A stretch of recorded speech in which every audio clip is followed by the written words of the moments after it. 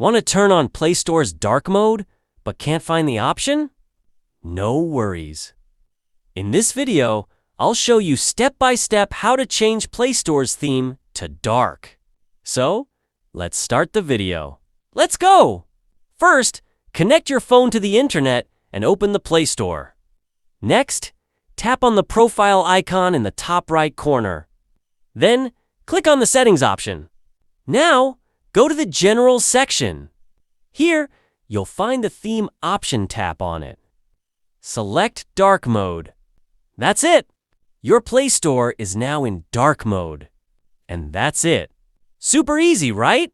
Now your Play Store is in dark mode. Hope this video was helpful for you.